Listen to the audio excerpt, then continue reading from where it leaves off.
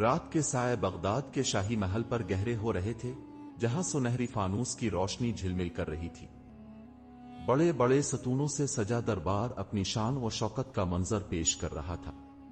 تخت کے وسط میں بادشاہ نعمان بن کثیر غرور سے براجمان تھا۔ اس کے چہرے پر تکبر کی جھلک نمایاں تھی، جیسے دنیا میں اس سے بڑا کوئی نہیں۔ اس کے سامنے وزراء، مشیر اور درباری سر جھکائے کھڑے تھے۔ آج دربار میں ایک غریب فقیہ حاضر ہوا۔ اس کے کپڑے پرانے اور چہرہ مشقت سے جھلسا ہوا تھا، مگر آنکھوں میں امید کی چمک تھی۔ وہ بادشاہ کے سامنے جھکا اور عاجزی سے بولا، جہاں پناہ، میں ایک غریب مزدور ہوں، میرا بیٹا بیمار ہے، میرے پاس علاج کے لیے پیسے نہیں۔ اگر بادشاہ سلامت کچھ مدد فرما دیں تو میں قیامت تک دعا دوں گا۔ بادشاہ نعمان نے نخوت سے فقیر کو اوپر سے نیچے تک دیکھا، جیسے وہ کسی معمولی کیڑے کو دیکھ رہا ہو۔ پھر زور سے قہقہا لگایا، تم جیسے فقیر ہر روز محل کے دروازے پر بھیک مانگنے آتے ہیں، اگر میں سب کو دینے لگوں تو خزانہ خالی ہو جائے۔ جاؤ، اپنا رزق خود کماؤ۔ یہ سن کر فقیر کی آنکھوں میں آنسو آ گئے۔ وہ خاموشی سے زمین پر گر پڑا اور زار و قطار روتے ہوئے دعا دینے لگا، اے بادشاہ، میں تو بے بس ہوں، مگر اللہ بے نیاز ہے، وہ دیکھ رہا ہے اور وہی سب سے بڑا انصاف کرنے والا ہے۔ دربار میں خاموشی چھا گئی۔ قریب کھڑے ایک دانا وزیر نے سر جھکا کر آہستہ سے کہا، بادشاہ سلامت، غرور نہ کیجیے، اللہ کی لاٹھی بے آواز ہوتی ہے۔ دولت، طاقت اور حکومت ہمیشہ نہیں رہتی۔ مگر بادشاہ نے اس کی بات کو مذاق میں اڑا دیا، ہاں، تم بھی ان کمزوروں کی طرح بات کر رہے ہو۔ میں نعمان بن کثیر ہوں، بغداد کا بادشاہ، میرا اقتدار کبھی ختم نہیں ہوگا۔ بادشاہ نعمان کی زندگی اسی تکبر اور غرور میں گزر رہی تھی۔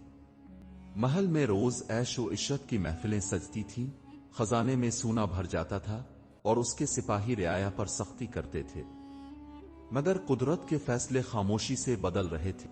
ایک دن بادشاہ کو خیال آیا کہ بغداد کے حالات کا جائزہ لینے کے لیے اسے بھیس بدل کر شہر میں گھومنا چاہیے۔ یہ سن کر درباری حیران رہ گئے، مگر بادشاہ کا حکم تھا۔ وہ چند خاص محافظوں کے ساتھ عام سوداگر کا روپ دھار کر بغداد کی گلیوں میں نکل آیا۔ بازار کی رونق اپنے عروج پر تھی، تاجر چلا چلا کر اپنا مال بیچ رہے تھے، مسافر سڑکوں پر گزر رہے تھے اور فقیر دروازوں پر بیٹھے خیرات مانگ رہے تھے۔ نعمان ایک مشہور قہوہ خانے میں بیٹھا، جہاں لوگ آزادانہ گفتگو کر رہے تھے۔ قریب ہی دو آدمی بات کر رہے تھے۔ ایک نے دوسرے سے کہا، یہ بادشاہ بہت ظالم ہو گیا ہے، جو امیر ہے وہ اور امیر ہو رہا ہے، مگر جو غریب ہے وہ روٹی کے لیے ترس رہا ہے۔ دوسرا بولا، اللہ سب دیکھ رہا ہے، جو اوپر جاتا ہے اسے نیچے بھی آنا ہوتا ہے۔ بادشاہ کو نہیں معلوم کہ وقت کسی کے لیے نہیں رکتا۔ نعمان کا چہرہ غصے سے سرخ ہو گیا۔ اس نے دل میں سوچا، یہ لوگ میرے خلاف بولنے کی جرت کیسے کرتے ہیں؟ میں ان کی قسمت کا فیصلہ کرتا ہوں، یہ میرا فیصلہ نہیں کر سکتے۔ وہ غصے میں وہاں سے اٹھا اور اپنے محافظوں کو حکم دیا کہ وہ شہر سے باہر شکار کے لیے نکلے گا تاکہ دل کا بوجھ ہلکا ہو سکے۔ اگلی صبح بادشاہ اپنے چند وفادار سپاہیوں کے ساتھ شکار پر نکلا۔ بغداد سے دور گھنے جنگل میں پہنچ کر انہوں نے شکار کی تلاش شروع کی۔ بادشاہ ایک خوبصورت ہرن کے پیچھے دوڑا۔ وہ تیز رفتار گھوڑے پر سوار تھا، اس کا شکار کرنے کا جنون بڑھتا جا رہا تھا۔ مگر اچانک جنگل میں ایک خطرناک جال بچھا ہوا تھا، جس کا اندازہ کسی کو نہ ہوا۔ جیسے ہی بادشاہ آگے بڑھا، زمین پر ایک زوردار جھٹکا لگا اور اس کے گھوڑے کے پیر پھسل گئے۔ بادشاہ نعمان زمین پر گر پڑا۔ اسی لمحے درختوں کے پیچھے سے کئی آدمی نکل آئے۔ یہ جنگلی ڈاکو تھے جو قافلوں کو لوٹنے کے لیے مشہور تھے۔ سپاہیوں نے تلواریں نکالی، مگر ڈاکو تعداد میں زیادہ تھے۔ دیکھتے ہی دیکھتے بادشاہ کے سارے محافظ مارے گئے، بھاگ نکلے۔ اب بادشاہ اکیلا رہ گیا تھا۔ اس نے خوفزدہ ہو کر ڈاکوؤں کو للکارا، میں بغداد کا بادشاہ ہوں، مجھے چھوڑ دو ورنہ انجام برا ہوگا۔ یہ سن کر ڈاکوؤں کے سردار نے زوردار قہقہا لگایا، بادشاہ، ہائے ہائے، जंगल में बादशाह कोई नहीं होता, यहां जो कमजोर है वो गुलाम बनता है। ये कहते ही डाकुओं ने बादशाह को जंजीरों में जकड़ लिया। बगदाद का वही ताकतवर हुक्मरान जो कल तक अपने तख्त पर गुरूर से बैठा था, आज बेबस कैदी बन चुका था। वो मदद के लिए चीख रहा था, मगर कोई सुनने वाला न था। रात गहरी हो चुकी थी। घने जंगल में दरख्तों के साए और रात की सियाही खौफनाक मंजर बना रहे थे। बादशाह नोमान को जंजीरों में जकड़कर एक दरख्त के साथ बांध दिया गया था। इसके चेहरे पर मिट्टी और खून के धब्बे थे, कपड़े फट चुके थे और गुरूर की जगह खौफ ने ले ली थी। वो पहली बार खुद को बेबस महसूस कर रहा था। डाकुओं का सरदार, एक लंबे कद का आदमी, बादशाह के सामने खड़ा होकर जहरखंद मुस्कुराहट के साथ बोला, तो तुम बगदाद के बादशाह हो? बहुत अच्छा। हमें हमेशा किसी कीमती गुलाम की तलाश रहती है और आज तो किस्मत ने हमें खुद बादशाह बख्श दिया। ये कहकर वो कहकहा लगाकर हंसा और बाकी डाकू भी हंसने लगे। बादशाह ने चीख कर कहा, मैं नौमान बिन कसीर हूं। अगर तुमने मुझे छोड़ दिया तो तुम्हें सोना, जमीन और ताकत सब कुछ दूंगा। मगर डाकू सरदार ने सर हिलाकर कहा, हमें तुम्हारी दौलत नहीं चाहिए, हमें बस एक कीमती गुलाम चाहिए जिसे हम अच्छी कीमत पर बेच सकें। बगदाद में नहीं, कहीं और। ये कहकर इसने डाकुओं को इशारा किया और बादशाह को घसीटकर ऊंट पर बिठा दिया गया। इसके हाथ मजबूत रस्सियों से बंधे हुए थे और वो किसी बेबस कैदी की तरह डाकुओं के दरमियान जा रहा था। रात भर सफर के बाद ये काफिला बसरा के करीब पहुंचा। बसरा, जो तिजारत का एक बड़ा मरकज था, अपनी गहमा गहमी और मसरूफ बाजारों के लिए मशहूर था। यहां दूर दूर से ताजिर माल खरीदने और बेचने आते थे। इसी शहर में गुलामों की एक बड़ी मंडी भी थी, जहां रोज सैकड़ों गुलाम नीलाम होते थे। कोई जंग में कैद हुआ होता, कोई कर्ज के बोझ तले गुलाम बना दिया जाता और कोई किस्मत की सितम जरीफी का शिकार होता। सुबह के वक्त जब बाजार की रौनक उरूज पर थी, बादशाह को एक बड़े गुलामों के चबूतरे पर बांध कर खड़ा कर दिया गया। इसके साथ और भी गुलाम थे, मगर उन सब में सबसे ज्यादा उदास, खस्ता हाल और बेबस वही नजर आ रहा था। वो जो कल तक तख्त पर बैठकर हुक्म देता था, आज खुद बकने के लिए खड़ा था। एक सौदागर चबूतरे पर चढ़ा और बुलंद आवाज में बोला, देखो लोगो, आज हमारे पास खास गुलाम है, ताकतवर, सेहतमंद और मेहनती। जो चाहे बोली लगाए। लोग आगे बढ़ने लगे। कोई गुलामों के बाजू दबाकर उनकी सेहत परख रहा था, तो कोई उनके दांत देख रहा था। बादशाह ने यह सब देखा तो उसके रूंटे खड़े हो गए। उसने कभी ख्वाब में भी न सोचा था कि वो बाजार में यूं बेचा जाएगा। फिर वो लम्हा आया जिससे बादशाह के दिल में लर्जा तारी हो गया। एक सौदागर ने बादशाह की तरफ इशारा करके पूछा, यह गुलाम कैसा है? बसरा के बाजार में गुलामों की नीलामी उरूज पर थी। हर तरफ ताजिर और खरीदार खड़े थे। हर कोई अपने पसंदीदा गुलाम पर बोली लगा रहा था। बाजार में ऊंटों की घंटियों की आवाजें, ताजिरों के सौदे और गुलामों की नीलामी की सदाएं गूंज रही थीं।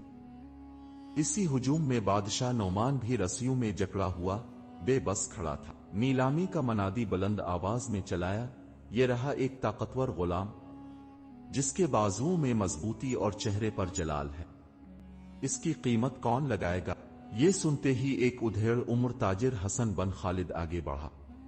वो बसरा के एक बड़े बाग का मालिक था, जो गुलामों से काम करवाता था।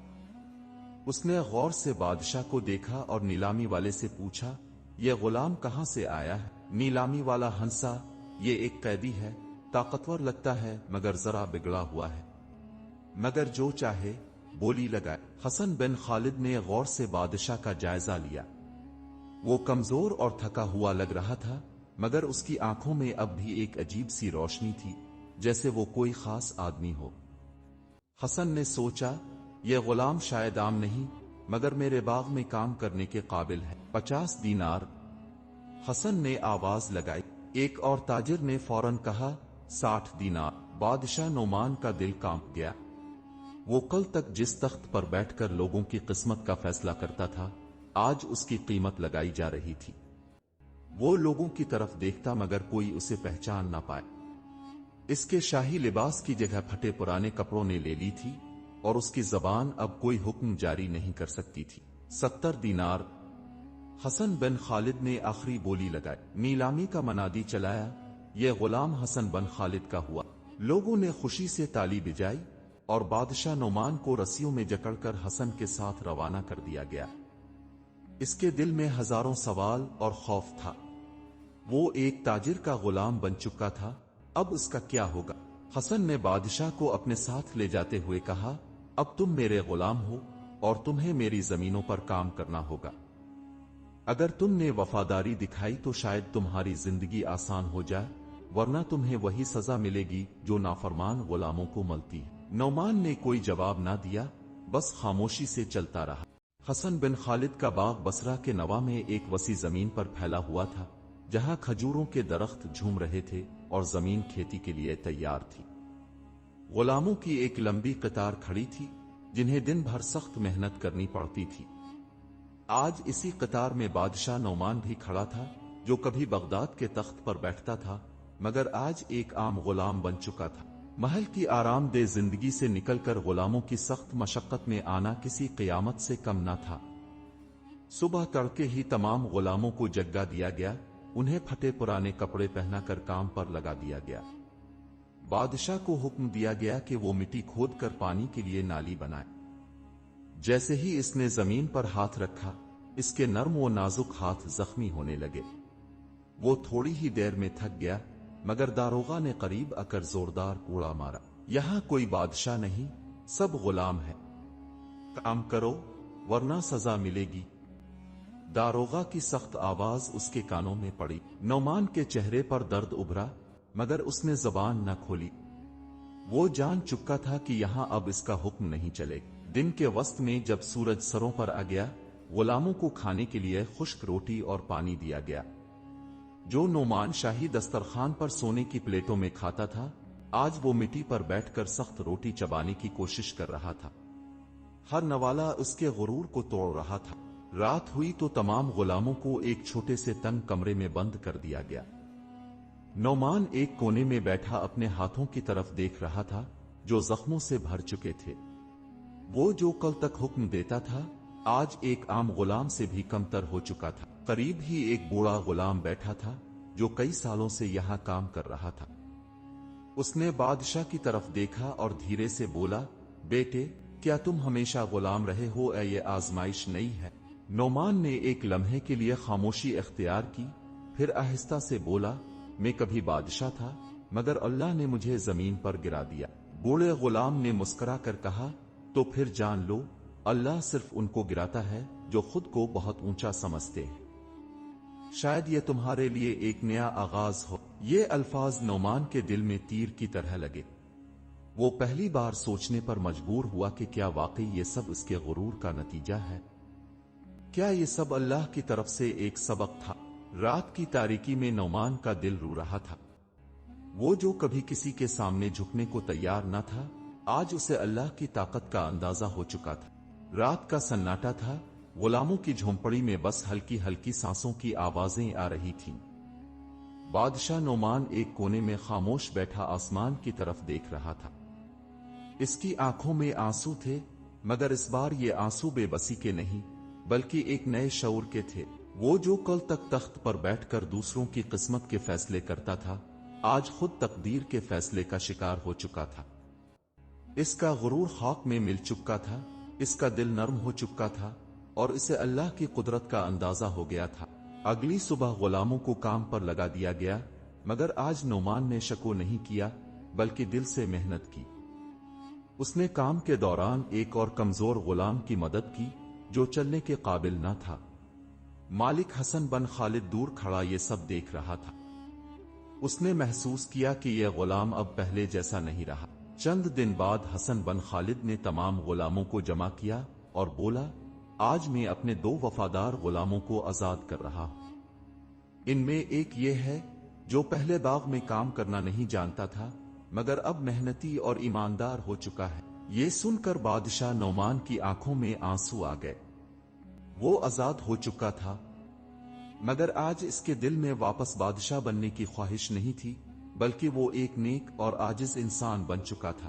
جب وہ بصرہ کے بازار سے واپس بغداد کی طرف روانہ ہوا تو اس کا دل بدل چکا تھا۔ جب وہ اپنے پرانے محل میں پہنچا تو سب نے اس کا استقبال کیا، مگر اب وہ نعمان بن کثیر نہیں تھا جو غرور میں ڈوبا رہتا تھا، بلکہ وہ ایک عام بندہ بن چکا تھا جو اللہ کی رضا کا طالب تھا۔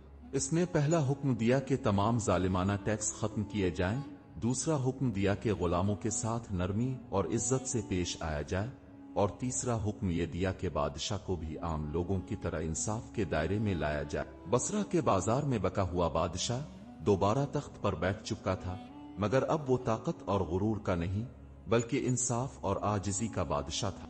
کہانی ہمیں یہ سبق دیتی ہے کہ انسان جتنا بھی بڑا ہو، اگر اس میں غرور آ جائے تو اللہ اسے زمین پر گرا دیتا ہے، اور جو اللہ کے آگے جھک جاتا ہے اللہ اسے بلند کر دیتا ہے۔ اگر آپ کو یہ کہانی پسند آئی اور اس سے کچھ سیکھنے کو ملا تو لائک ضرور کریں، کمنٹ میں اپنی رائے دیں اور شیئر کریں تاکہ یہ سبق دوسروں تک بھی پہنچے۔ ہمارے چینل کو سبسکرائب کرنا نہ بھولیں تاکہ آپ مزید ایسی دلچسپ اور سبق آموز اسلامی کہانیاں سن سکیں۔ جزاک اللہ خیر۔